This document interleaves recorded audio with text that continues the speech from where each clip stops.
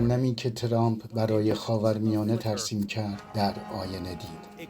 ترامپ تهدید کرد چنانچه گروگانها آزاد نشوند خاورمیانه را به آتش می‌کشد.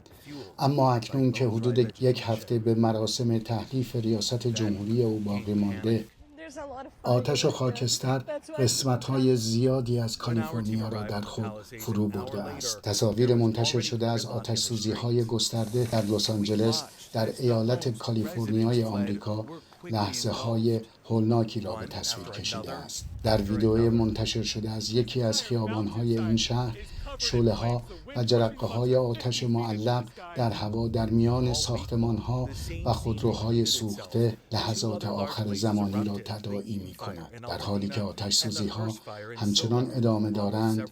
طبق آخرین گزارش‌ها تعداد کشته شدگان به دست کم 16 نفر رسیده است. به گزارش CNN تا کنون حدود 180,000 نفر از منطقه تخلیه شدند. به گفته یکی از مسئولان دفتر خدمات اضطراری کالیفرنیا، تا کنون بیش از 700 نفر در 9 پناهگاه موجود اسکان داده شده‌اند. دونالد ترامپ، رئیس جمهوری منتخب آمریکا، روز یکشنبه مقام‌های کالیفرنیا را به دلیل نحوه مدیریت آتش‌سوزی‌های مرگباری که در لس آنجلس رو به گسترش است به بی‌کفایتی متهم کرد.